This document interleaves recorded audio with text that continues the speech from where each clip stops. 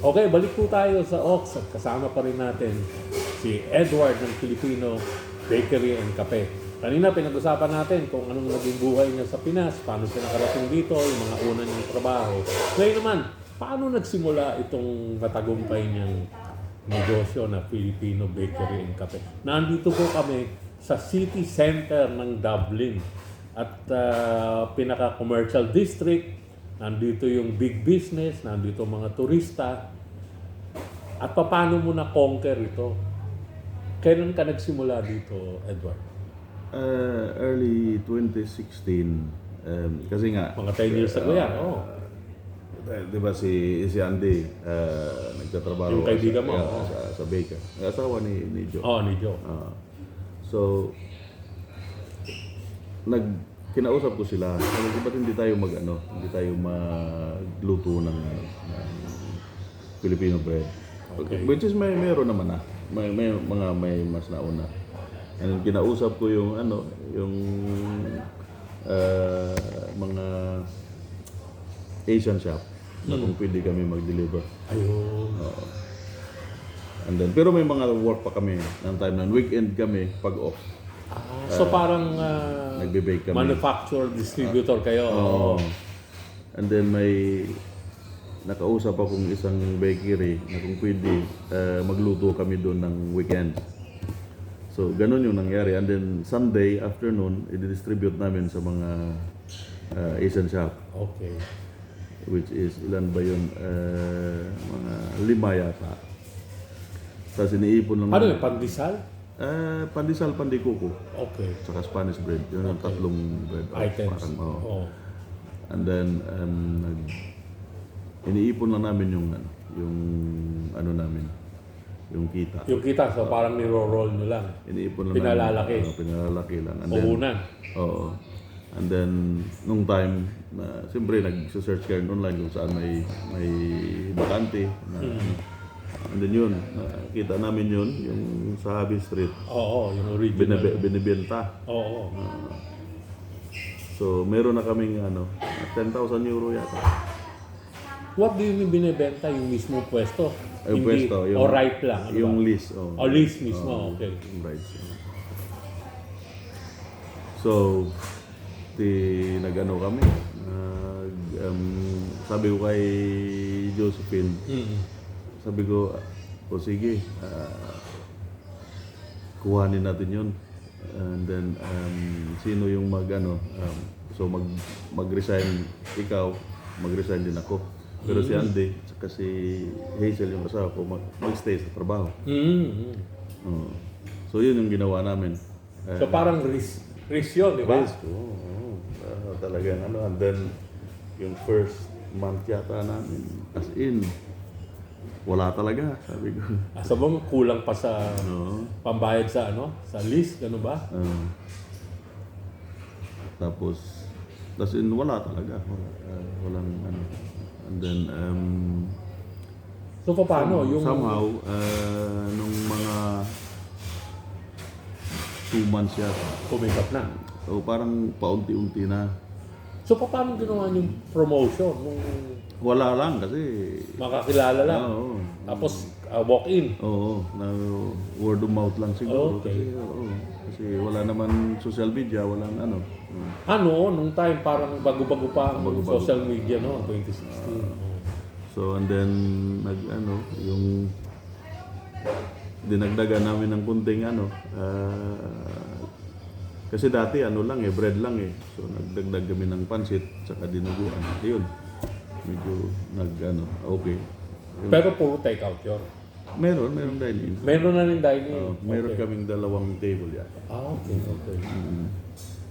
Tapos, So, kailan kayo lumipat dito sa bagong pwesto?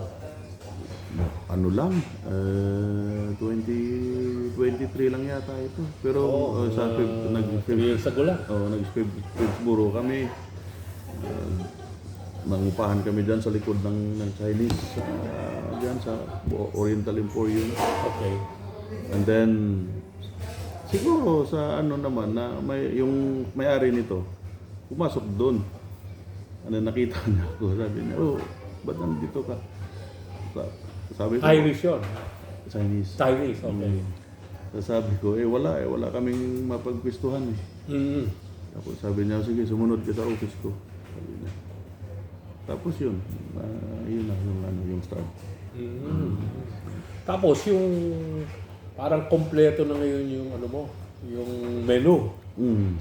Bukod doon sa mga breads, Meron ng kompletong pagkain. Ulam, pwedeng dine-in, pwedeng take-out. Meron na ring maliit na grocery, yun yung Tindahan Express. Ayun naman, parang pangatlong pwesto mo dito sa City Center. Pero yung hindi pa nga tinatanggal yung signboard doon sa dating mong pwesto na Filipino Bakery. Oo, kasi pag tapos ka na sa hindi mo na sila pwedeng galawin. Tapos na yung list mo doon. Bahala sila kung tanggalin nila. Tanggalin nila. Pero okay pa rin eh. Yung pala, siyempre, pag pinangalan nyo ba originally Filipino Bakery and Cafe na? Yun na nasa isip nyo. Wala nang ibang alternative yon. Wala. Kailangan may Filipino siguro na salita. Ayaw mong Pinoy. Gano'n. Meron na eh. Meron ng Pinoy. Meron ng Pinoy store eh. Okay. So, Filipino Bakery and Cafe. Oo. So, yung parang kambal na pwesto po ito, magkatabi. Na bakery yung kabila, andito yung cafe. Okay. Tapos yun nga, ang maganda dito, bukod sa kompleto, may delivery rin kayo. Wala pa. Pero may mga apps na hindi ka pumapasok pa doon. So, sumubo ako niyan dati sa old shop namin, pero yung masyadong malaki yung nila, yung commission. So, yung parang yung kita mo lang doon sa kanila napupunta. Hindi ba pinapasa naman sa customer yung cost ng delivery? Yung delivery, sa customer magbabayad. Pero I think they're taking 15% commission. Parang doon sa presyo nyo? Oo. Ay, additional pa yun. So, doble kita pala ng delivery dito. Okay. So, ngayon, completely zero ka doon? Oo, ayaw. Kasi ang daming nag-ano dito na ganito, ganyan yung rate namin. Pag hindi mo na-follow, pag hindi mo tinignan yung nila, yung terms, yung invoice, yung doon ka scam yan eh, yung yung mga delivery na yan. Pero kasi hindi ka rin nag-isip na magkaroon ka ng sarili mong tao na taga-deliver. May motor o So mag-i-employ ka pa rin ng additional kasi yung sa past job ko sa Thai restaurant, yun yung ginagawa nila. Ganun yung concept nila. Oo. Babayaran nila yung delivery boy ng 5 euro per hour. And then plus yung bayad. Konsumo. Yung bayad ng ng customers. Oo. Yung charges ng delivery, yun mapupunta sa kanila. Pero kasi yung iba naman, ayaw daw ng delivery kasi kumisa napapanis yung food. No, maraming complaint. Oo, yung paisa. Maraming complaint sa delivery kasi yung iba nagtitake a chance. Halimbawa, yung mga delivery rider mo, gusto nila minsan marami silang bibit-bitin. Ayun, at isang biyahe nila, maraming bitbit. So, nahuhuli sa'yo kumisan. So complain, malamig yung pagkain, ganito, ganyan. So, hanggang ayaw na nila magbayad. Ayun. So, nasasayang. Nasasayang. Kasi sa Pinas, sagot nung rider lahat eh. Siya ang mag-aabono. Dito, so, kawawa naman yung rider. Pag ayaw tanggapin, kinansel. di-deliver mo na, nandun na eh, nabunuhan na eh. Dito kasi bihira lang yung cash eh. Yun. Online. Yung babayaran mo na nila. Revolut yung tawag sa inyo, no? Babayaran muna nila bago i-prepare yung pagkain. Ayun. Kasi hindi i-prepare ng restaurant yan hanggat hindi bayad. Okay. Pero dito, sa menu mo, ano yung pinaka-paborito? Number one seller, dinuguan. Dinuguan? And then, sisig, adobo, binataang langka. Halos yung ingredients mo naman. Meron kang supplier na Pinoy o galing sa atin? Wala. Paano mo sinusource yun? yung Kasi mostly naman ang ano sa atin, ang luto naman natin, simple lang naman eh. Ano lang naman, tuyo at saka Suka. suka. Pero dito ka, ito yung suka. Karamihan pala sa mga Asian stores. Thai products, di naman mga Pinoy eh. No? Parang na ano ako doon, na lulungkot ako na mga Pinoy bumibili Thai. Ang problema kasi sa atin, yung products natin, hindi talaga masyado nakakapasa Standard. sa Europe. Ayun. So, gaya yung magic sarap natin, Oh, ayan. hindi yan nakakapasa dito. Kahit yung Lucky Me noodles natin, Hindi rin. yung galing Pilipinas hindi talaga makapasok Hindi, dito. pero katulad nung mga Nestle company yun na international, di ba kanila naman yung Knorr, Yung Knorr, nakakapasok lang rito is yung chicken. chicken. Chicken na ano na... Gaya, ano ba yung magic sarap? Knorr ba yun? Parang foreign ano rin yun na entity sa atin. Sa pagkakatanda ko So, yung gaya yan, yung minsan yung Knorr na sinigang, Oh, yan, sinigang bro. bawal din minsan. Oh, okay. Kaya, Hindi, yung katulad nung kung may turong kayo, may saging. Na ano yan, saba. hindi. Ano? Plantain. Ano? Plantain. Ano ba yun? Saan galing yun na bansa? Sa South America yan. South America. O kita mo nga yun. No? Parang saba rin ba yun? Ang dating. Tapos yung meron din kayo siopaw na, di ba? Meron. Pero yung siopaw nyo, hindi na kailangan ng sauce. Hindi na. Hindi na, no? Yung na uso ngayon, kailangan ano na, parang nilagyan nyo na, parang mamasa-masa na yun. Ano. Eh yung presyo nyo, kamusta naman? Okay naman. Yung presyo naman. Sabihin mo ba, yung nagsimula kayo, yung presyo nyo, more or less, gano'n na, hindi kayo masyadong nagtataas? Ngayon, ngayong year talagang nagtaas kasi yung kilo ng ng beef, 2 euro kagad yung in-increase per kilo. Dahil ba yan sa ano? No, kahit na wala pa yung war. Giyera? Kahit na wala pa. Okay. Pero kasi walang sariling langis ang Ireland, di ba? Wala. So dependent din, katulad ng Pinas sa ano eh. Tapos yung namang feedback, anong feedback na maganda mong na-encounter? Na-resolve ba rin? What you mean? Yung hindi siguro ganun ka-pleasant yung kanila experience pero na-resolve ba? May nangyayari talaga. Siyempre, hindi maiwasan yun eh. Yung sa social media, minsan. Yan. Katulad social media. May taga-manage ka ba nun? Wala. Wala. Kayo lang.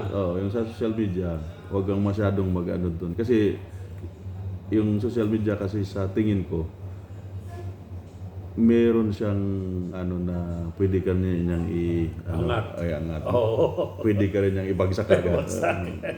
Kaya hindi ako masyadong nagano. Yung pag may mga hindi masaya na doon instead na i-bring up nila rito, doon nila lalabas. So wag mo nang pansinin 'yun. Hindi. Kasi mas marami yung yung good comment reviews.